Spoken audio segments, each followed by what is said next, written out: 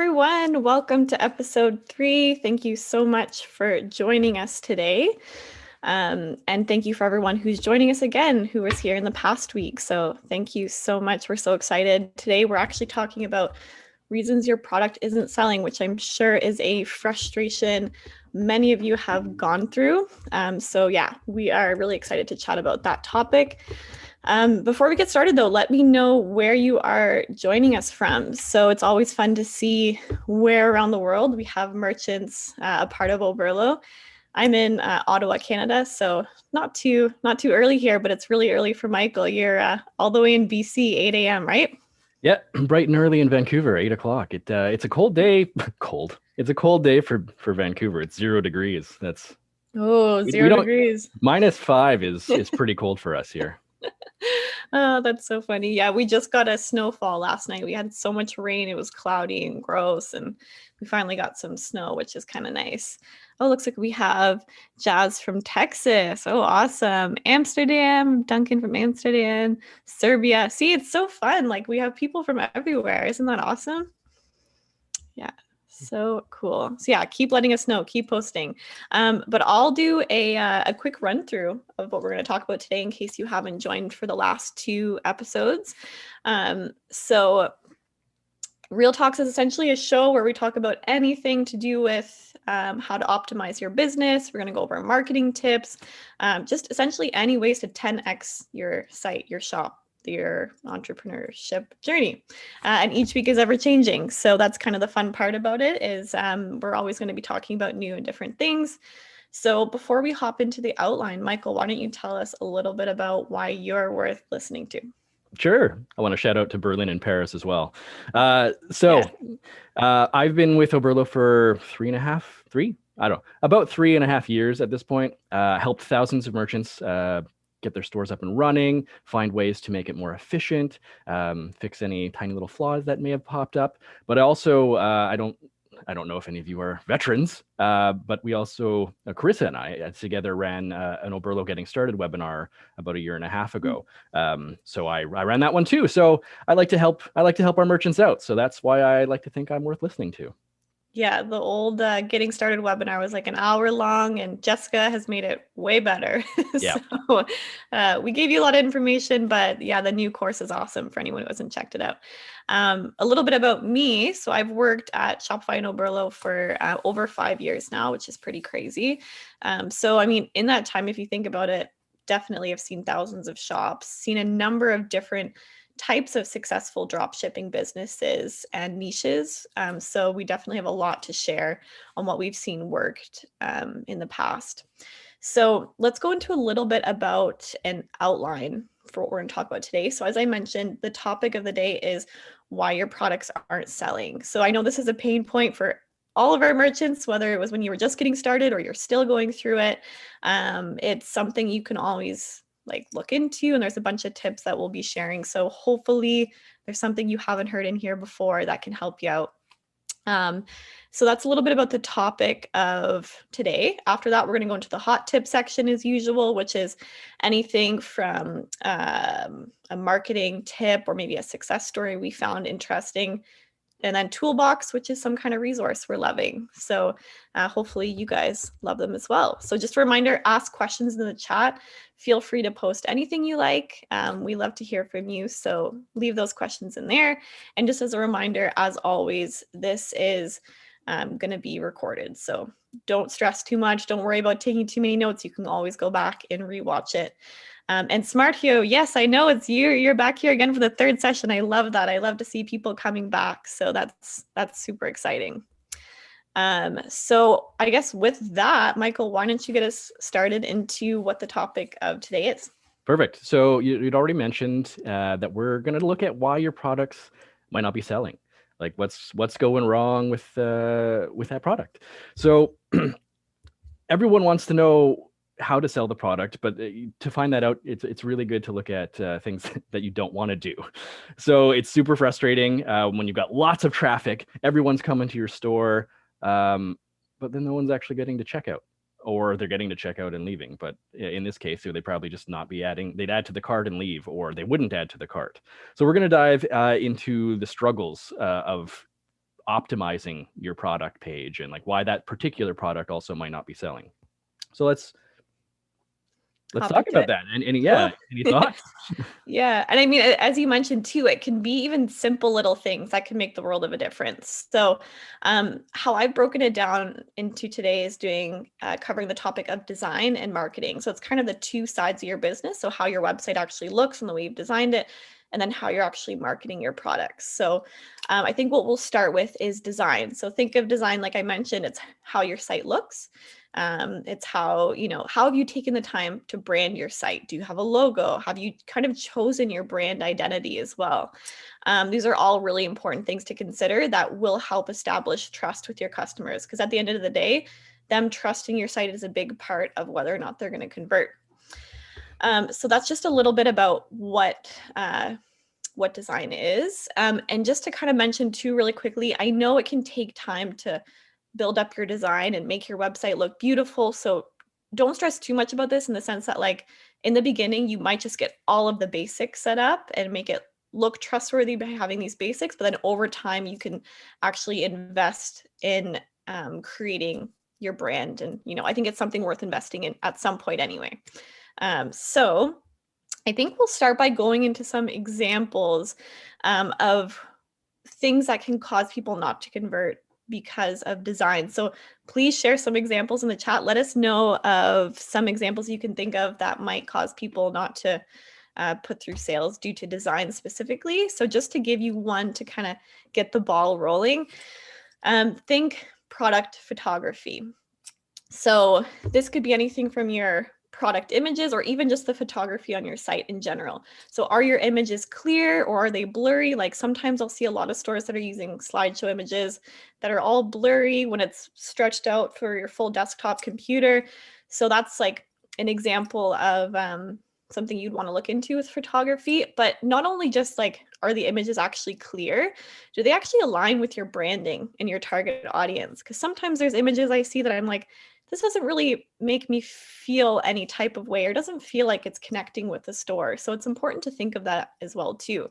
Are they also unique to your shop? So are you possibly taking the time to take your own product photography so that it is a photo that's only seen on your shop, right? And also, how are you showcasing your products with images? So for example, if I'm buying like a clothing piece, I like to see it like, yes, I like to see a nice clear photo of the clothing piece, but I also like to see it kind of like in a lifestyle photo as well, because that's how I feel like I'm connecting with the clothing. So that's just something to think about it. Like, are you showcasing the product properly in terms of the imaging aligning with the lifestyle you want to create? So that's just something, to think about with photography specifically.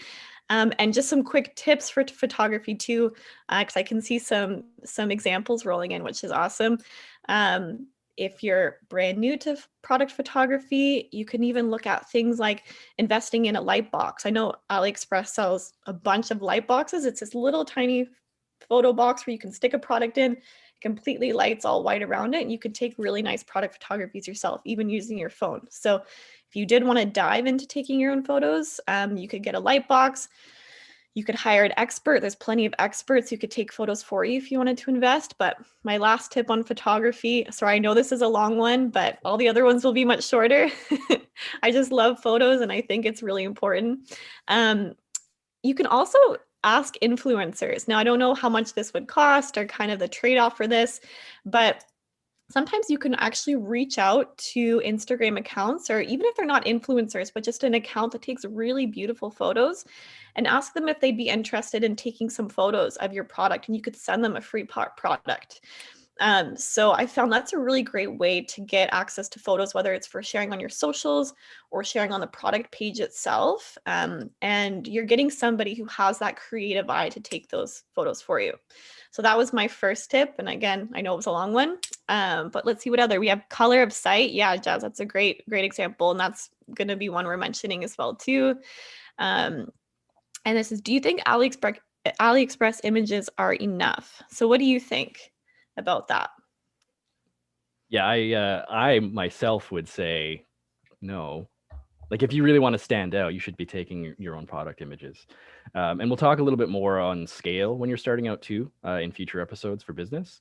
Um, but yeah, like if you're going to focus on a few products to start off with, it's totally within the realm of possibility to order those and then do everything that Carissa just suggested. Yeah. Yeah, it'll look so much better, and your customers will love it so much more. And I think it's important to mention that you can use some of the AliExpress images. So, for example, some of the images that are just straight up a really clear, nice shot of the piece itself, like showing all the details and how it looks with a nice white background, those ones I think are totally fine to use because it's nice to have those no matter what. But when it comes to the more creative side of the photo, whether it's taking the lifestyle photo or taking a photo of how the product's actually being used, those are the ones I always recommend taking yourself. Because that way, like Michael said, it's unique to you. So think about it. You can kind of combine AliExpress basic, like product images of how it looks with your own unique ones that kind of show your brand and how things feel. So that's my recommendation, and Michael agrees too. Yeah, So I do. yeah, cool. You want to go into the next tip? Sure. So Jazz, it was a great suggestion with the colors. I was going to talk about this, so let's hop into that. So colors of your site. This is pretty close to near and dear to my heart because I'm colorblind. You want to make sure that there's a good contrast of the colors, and you want to make sure that they're complementary. Now, I know we're not all artists, and we don't come like color theory. What's that?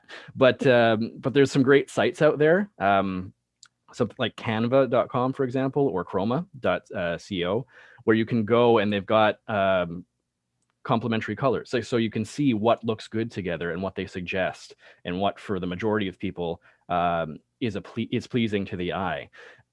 I know there's a lot of options on the theme editor to just kind of go for broke with color, but you want to make sure you're being careful with that, because if something's too prominent and it clashes with another color, that's going to turn a lot of customers off.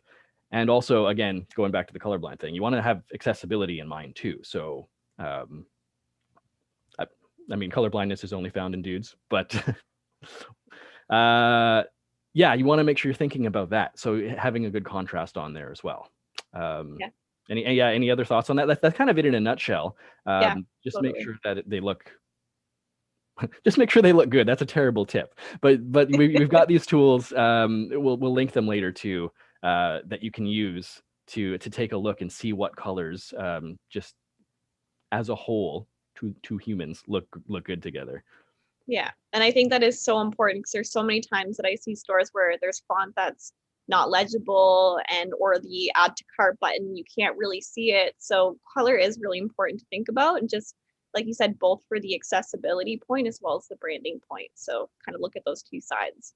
And oh, awesome, Smart Hero. I love that suggestion for Fiverr for photos too. I never thought about that, but that's probably a really great place to reach out for getting photos, going back to the other point. Sorry, I don't mean to jump around, but I love that suggestion. And also Savvy the Man, I heard it's best to use max 3-4 colors per site. Yeah, I think limiting it, like choosing a really nice color palette of what you want to use, but not overdoing it where you have like so many colors. I do agree that just choosing your main colors are really important just to keep the brand looking cohesive and you're not overwhelming it with too much going on. So For sure. yeah. And actually, I just want to clarify because I forgot to mention this. When I was talking about contrast, really what I was referring to was the font color compared to the site color, because like in my example, I might not actually be able to see some of the font depending on what it's over. So that's just Yeah. something to keep in mind too. You want to make sure it's really different. Yeah, you can read it. Exactly.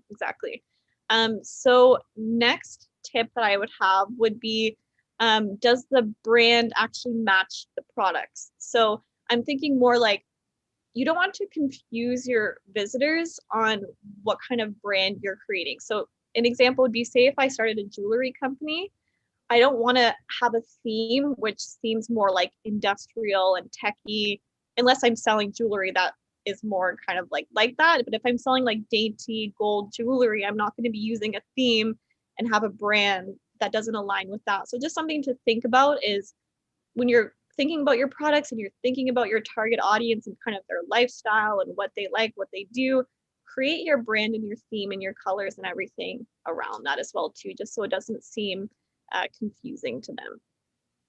Yeah, for sure.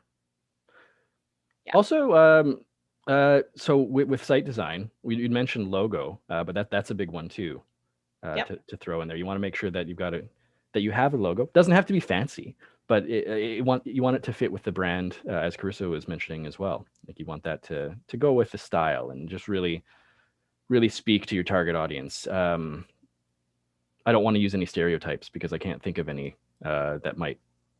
Yeah, let's steer clear of that. But you want to know what your target audience is and try and make your logo fit with that too. Also, have a favicon. Does everybody know what a favicon is? Because I know, like, honestly, I didn't when I got started in e-commerce. But that's the little icon that's on top of the browser tab. So that doesn't get added by default on a Shopify store. You actually need to go into your theme editor and add an image there. Oftentimes, it'll be a logo. So just something like that, a small little touch. Like for example, on the Chrome browser, I think if you don't have one, it's just a little circle or something like that, or maybe even nothing. Yeah. Um, but yeah, just having something like that little extra touch. A lot of consumers these days, since we're in an e-commerce world, will notice that, and that will just play a small psychological role in their decision to make the purchase. Totally. And not to mention, if you have, like, as a customer, if I'm shopping and I have 5 different shops open, it helps me to easily navigate to the right shop I'm looking at because I recognize that little logo, right? So it's to help them. Like a favicon is essentially, like you mentioned, that little icon that pops up in the tab of your browser. So yeah, it just again helps your customer easily spot that's the shop I'm supposed to be going to, and it just again establishes trust because it just seems more professional to do that. Yeah, and it's super easy to forget, Matilda. Like so many people forget it. I always forget, but it is such a nice little add-on that can help establish trust. Yeah, for sure. Cool. I like that. Along with kind of the look of it, also think about my next tip is navigation. So this is a huge one. Is your site actually easy to navigate around and sort through? So for example, do you have collections for your products? Have you added all those collections to your navigation on the header of your page? Do you have drop-down menus as well? Like for example, again, if you're selling clothing, do you have like women's clothing, then maybe shirts, t-shirts, pants, sweaters, like have everything really nicely organized because doing that allows your customers to easily navigate your site. They don't feel overwhelmed and then just leave. And I think that's such an important overlooked thing. And think about laying it out, especially if you have a bunch of collections and if you are selling a lot of products, find out a way to organize it really nicely where again, it's not like you have 10 collections right up at the top. See if you can do collections and then drop downs under each. Just an important thing to think about is that you want to have the least amount of clicks as possible for your customers, the easiest shopping experience. So navigation, but along with kind of the navigation and flow to get to your product page, one thing I always recommend too is thinking about the dynamic checkout buttons. So what a dynamic checkout button is, think about when you're on your product page and you see those two buttons, which is add to cart and the other one is usually like uh, pay now, or sometimes it's Yeah. like pay with Google or pay PayPal, or sometimes it's just two buttons that pop up right there. I always recommend removing that second one and just keeping the add to cart button. The reason I recommend that is it just makes the the add to cart experience quicker for the customer. They have less buttons to choose from, less things to think about, and it's just really important to think that you want to minimize the number of steps possible for them. If you're wondering where the dynamic checkout buttons are to remove those, most themes will have it in the theme editor. If you go to the product page itself, it's literally a little checkbox saying dynamic checkout or dynamic checkout buttons, and you can check or uncheck. So I know like that's how it usually is with the Shopify store. But it's something to look at, something to think about. I always find it makes it easier to navigate. Might be in a different spot for third-party themes, but we Yes, can always might help be. you find it. Yeah. So that's my tip for navigation. And what's your next tip? Just continuing on that path, is it easy to find things on the store? Really, like the fact page, like do you have a frequently asked questions page? Mhm. Things like that. Shipping pages that are easy to see. I typically like a good footer menu. I don't know how you feel about this, Carissa. Like, do you prefer it up top on the main menu? I like to have it down in the footer where there's anything that I think the customers might ask, so such as like the contact option, whether it's a contact us page link or just the actual contact information there on the footer. Frequently asked questions like shipping guide, anything that I can think that they would ask, just down there, very easily laid out so that they can see it. Usually the footer, because that's what a lot of online customers, our e-commerce world, is used to seeing. So they just go down there to check that out usually. I agree. I mean, as a consumer, I always look at top menu for products that I'm looking for, bottom menu for everything else, like contact, FAQ, shipping, anything like that. That's just how I navigate a site as a customer. So super important. And again, a lot of people forget, and that's a huge part in establishing trust, is just knowing that they have a way to contact you. They have a way to answer all their questions clearly. They're familiar with your processes. Like, that establishes so much trust. So important. It can be easily overlooked. So I think that's awesome. Sorry, I'm just going to add too, on a design standpoint, it kind of balances the site out. Like if you load your main menu up with all these options and then just leave the default footer, which has, I think, search and home or something on there, it's just going to look weird. Totally. And that might turn away some of your potential customers. Exactly. Just make the experience easy. Don't overcrowd one thing, leave the other one blank, balance it nicely. So yeah, totally agree. Also, we have like 10 minutes left, Michael, and we still have to get through marketing. Oh. So all right, okay. we might have to speed through these ones, but that's okay. Yeah. My last tip for design is product pages. So again, super important. Make sure you have enticing product descriptions. Don't just have a boring description. So if you want a lot more detail on that, you can go back to week 1 where we talked about buyer needs and consumer psychology, how to write an awesome product description. So that's an important thing to mention. Are your titles clear as well? Like, are you using the default AliExpress titles, which have titles this long and sometimes make no sense? So clear those out, add your own titles in, just make it really clear and concise so they know what the product is. You can be creative with it too. So something to think about. Other things, do you have a size chart on your products? So if you're selling clothing, do you have a size chart listed? That can establish a lot of trust with your customers and can again be a reason they don't purchase because they don't know how the clothing is going to fit. So super important with establishing trust, but also going to help you in the long run with refunds and complaints and things like that. Add a size chart. And even things like product reviews. That's another really important thing that can establish trust, is have product reviews. And that way customers can see how the product actually looks on people if it's clothing, for example, or how the product works. So huge part to think about product pages. Not to mention, you can look at week 2 as well from last week where we talked about studying your competitors. It's a great way to get an idea, or a great way to get an idea of what your competitors are saying about the product too. So if you're not sure how you want to lay those product pages out, check out some of your competitors, see if there's things you like that you can kind of get influenced off of. Absolutely. So, yeah. And visual reviews are fantastic. Like the ones that link to Instagram accounts are great, because then you can see real customers wearing that product. So yeah, awesome. Cool. Okay. So marketing, we got 7 minutes to get through a bunch of stuff. Don't worry if we don't get through it all. We're doing this weekly. We can just flesh it out later. So marketing, this is the other huge side. You've done all that work on design. Your store's looking great now. How do you get it out there? How do you market it to your target audience? How does that go? Honestly, this is the bigger part. Like, this is the part that takes more work. So what, actually, to get this started, what are some marketing thoughts that you all have? Yeah, let us know in the chat. And just to mention too, Jake, I love your suggestion about making sure your site looks good on mobile. Last thing to add to design, so crucial. We have so many shoppers on mobile these days, so definitely check that out. Make sure it's easy to navigate, looks good. So one example I would give for marketing is, have you actually thought about who your target audience is? Again, it's super important.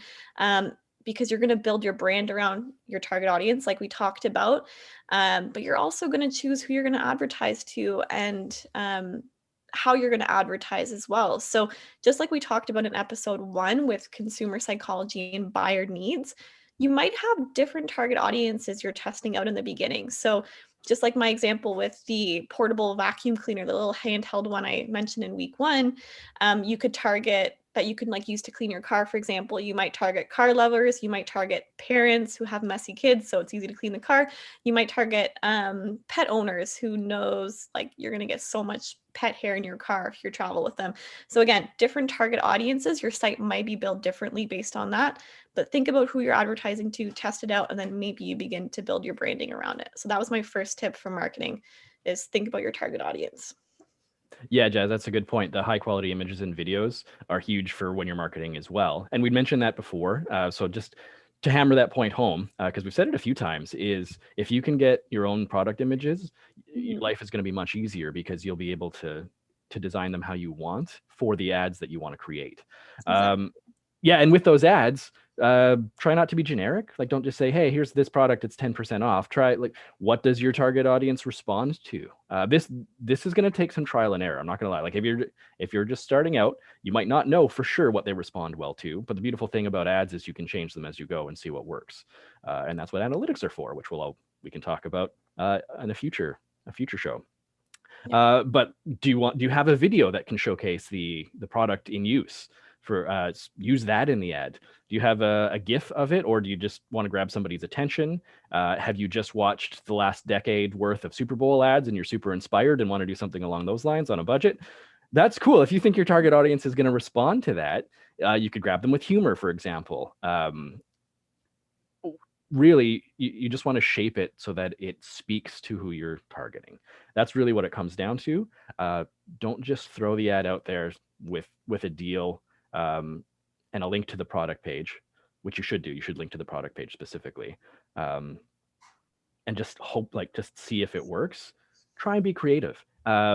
If you yourself aren't super creative, that's no problem. Talk to some friends. Just shop your ad around to those within your social circle and see what sort of feedback they've got. Yeah. That's what I do. I find it's very helpful. Yeah, totally. And like you mentioned, taking the time to take your own product photos and building all this, like even if you order your products and you thought, okay, I'm taking photos specifically for my product postings, you also can then take photos and create videos and create ads for your advertising. So it's like multi-dimensional, and again, really important on both sides. And like you said, get creative, because the worst thing is just seeing a boring ad that's like, buy this t-shirt, and then it's a link to a t-shirt. Like, make it more exciting, make it more enticing. So my next tip would be, where specifically are you advertising? And this is a huge thing to think about, is so many people just think, oh, I'm just going to create an ad and put it on Facebook, which Facebook is amazing, but think about the other different platforms. So I find Facebook is best for engaging products. So something that's interesting or funny, or maybe it's a tool that would be useful where you could show that on the advertising. Because as you're scrolling on Facebook, you want something that catches your eye, and that's where those ads pop up. So think of Facebook as that kind of a platform. Google ads would be, for example, common products. So if you're selling shower curtains, maybe, and if I'm looking for a shower curtain, I might go to Google and type in shower curtain to see what pops up. So think about Google ads for common products. And the last one I would say is Pinterest. And Pinterest is best obviously for decor items, but anything really that's aesthetically pleasing. So any type of, I don't know, beautiful product or video that you have, Pinterest actually might be a really good platform. So just think about not only like advertising in general, but where specifically you want to advertise that might align best with your products. Yeah, for sure. So yeah, and that what are you specific, like what specifically are you advertising? I talked about this as well. So I'm gonna just make this really quick. Are you advertising the whole site or the product? We always recommend that you stick to a specific product because that's more laser focused and will speak more to your target audience. If you just want to generate traffic, you can advertise your whole site, but that doesn't necessarily guarantee a sale. So really try and focus on that product, unless you just want to showcase the store. Like, if we've talked about how the design is one part of it, and if you have a really strong design of your store, there is a possibility that just sending people there, they'll be super impressed with your work and be interested. If it's easy to navigate, if all of those tips are followed, that can work. But when you're just getting started and building that traffic, focus on the product specifically, I would say. Yeah. Yeah, I agree. Just again, to make the journey easier for them. It's going right to the page. They just have to click add to cart, check out. So that makes it much easier for advertising. It's just right to the page. I'm just going to jump in and answer Sure. Duncan there. You should take your own videos.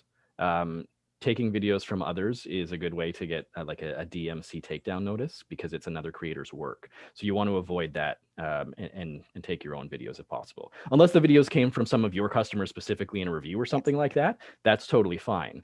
Um, but yeah, you just want to avoid using others' work because it can lead to some issues. Yeah, or if it's an image from the supplier specifically and they do mention it's something that they created themselves as well, and they give you the okay to use it, in those cases you could. But again, just for your own creativity and so it's unique to your branding, it's yeah, recommend taking your own. And like you said, you could even entice customers to take videos and maybe say, hey, we're gonna put in a draw for a $50 gift card on our shop. Send us a little video of X, Y, and Z. And maybe it's a great way to actually get that content if you don't want to create it. So be creative with how you collect it if you don't want to take videos yourself. So yeah. That's a And good way again, to. Oh, sorry. oh, no, go ahead, I Michael. was just gonna jump in and say that's a great way to build community within your target audience, Yes, to absolutely. create that buy-in that we talked about before in a previous episode. So yeah, that's a good option. Awesome. Okay, we're like going over time, but maybe we can speed through these last ones really, really quick, then get into hot tip and toolbox. So the last one I was going to mention is how are you enticing customers? So again, really important to think about. I think it was in week 2, my hot tip was adding a 10% discount in the footer for new customers. So that's again a way of marketing. It's a way of actually giving your customer a reason to give your store a try initially, because that can be the hardest thing. It's just that first conversion and establishing that trust. So having something like 10% off, there's a little newsletter sign up option you could add in the footer of your site saying 10% off for first time customers. Great way to establish or entice your customers to convert. For sure. And very quickly, an underutilized tool I see on Shopify, or it's obviously underutilized, so I don't see it often, is the abandoned checkouts. You can see like how close these people got to purchasing. Did they put it in their cart, get to the checkout, and stop? So is there something wrong with your shipping prices? Does it not ship to their location? So are you marketing it to the wrong area? Is things like the abandoned checkouts is a really great tool to see what could possibly not maybe be configured properly on your store or what your target audience isn't responding to. I can go into more detail in that in a future episode as well. I think it deserves a little bit more, but take a look at it, see what it has to say, see what it tells you about how your customers are acting, and you will not be sorry. Yeah, absolutely. I think that's a huge one. And a lot of people miss out on that. So those are our tips for marketing. Again, we could probably talk about this forever. There's so many different examples. Maybe in future episodes, we will go into more detail and things like that. But yeah, just to kind of conclude that whole section, it is really important to investigate the customer experience. So both the design and the marketing perspective. And sometimes, like we mentioned, it can be something so small that's actually holding you back from getting those conversions. So just take the time to really dive into those little things, and hopefully some of those tips helped, or there are things maybe some of you haven't heard. Let's go into the hot tip section though really quick. My hot tip, again, this is just some kind of marketing tip or something cool we've heard recently. Jessica actually just put out on our Oberlo channel a video on sometimes Facebook will ban ads and like, or ban your account or whatever it might be. And it's super frustrating to go through the process of dealing with that. And finally, we have a video out from Jessica, which goes through how to kind of handle that. So for any of you who've experienced maybe an ad being banned or whatever it might be, definitely take a look at that, because it's something that's super frustrating and I think will be really helpful for anyone who's gone through it. Or even if you haven't advertised yet, maybe check it out just to make sure you're not going through any of the mistakes that might lead to that. That's huge. I'm gonna do a callback actually to something we mentioned previously. I think the most underutilized sales channel is Pinterest. It has a lot of potential, and it's just one that most merchants don't really think about these days. So that's my hot tip. Look at Pinterest. You can make a lot of products work there, depending on what you're selling, of course. And it's a great way to get your store out there. I love it. I think Pinterest gives away like $100 or $150 credit for your first ads or something crazy like that. So Yeah. definitely look at that, because if you can get that free credit to get started, that's huge. And my last thing, so Toolbox. So this is again an app or a podcast or some kind of resource that we found helpful. Mine would be a few different apps I have for you to check out. So an app called either Lucky Orange or Vitals. There's a few others as well, but I know those two specifically do this. What it does is it tracks your customers' movements on your site. Like it literally records your site screen and you can see where their mouse goes, what they click on, what they look at, where they stop at. And that can be huge to see what's going on in your store and if there's a pain point that all your customers are going through. Do they all get to the same spot and leave? Do they all get stuck and leave in the same area? So that's really, really valuable information you can take to see why people aren't converting if you really have no idea. Check and like literally watch your customers' movements. So those are again, Lucky Orange or Vitals, I know do that. And then my last thing would be getting product review apps. And a hot tip for you all. Yes, Hotjar, exactly. That's another one, actually. I remember there was a third one that I couldn't think of, but Hotjar is another one that tracks customer movement. But my last one is product reviews. So there's actually apps where you can pull in reviews from AliExpress. So while you're initially getting those customer reviews, and so that it doesn't look like you only have 1 or 2 reviews or 0 reviews on a product while you're doing your own sales, you can actually get certain apps which allow you to pull in the AliExpress reviews. So again, you can kind of establish that trust and pull in images and everything. So those are my app suggestions.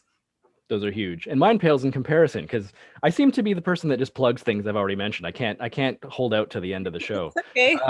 So just the canva.com color wheel, like there's a URL specifically to that, again because it's kind of near and dear to my heart, is super super helpful, especially for me. I don't know if anyone else watching is colorblind, but it helps me choose the colors for my site, and it makes it look fantastic. So take a look at that.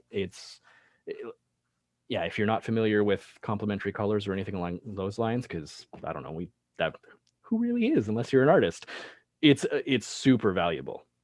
Yeah, So, and it's really an art. Like you could think it's easy to choose colors for your site and picking ones that go well together, but trust me, sometimes it's not so easy to pick those colors that are actually going to look really beautiful and contrast well with each other. So yeah, definitely check that out. That's an awesome tip. Awesome. Okay, well, that wraps up week 3. And thank you again, everyone, for joining us. Sorry we had to speed through it. We just have so much to talk about each week, but we will be doing it every single week. So leave us suggestions in the comments on what you liked, what you didn't like, what we could do better, or what you would love to hear about, because again, we're doing this all for you. So let us know. And don't forget to add Real Talk to your calendar. Is there anything else you want to say, Michael, before we go? just again, thanks for sticking with us. I know we went 7 minutes over, and everyone's time is super valuable, so thank you for that. We sped through the marketing bit, so if you want us to go into more detail with that, I'm sure lots of you probably do. Let us know, and we'll throw that into a future episode. Awesome. And it's so exciting to hear, Jazz, you did 3 sales this week. That's amazing. And hopefully our tips were somewhat helpful in leading towards that. So yes, please join us next week. We can't wait to see you, and we'll see you then.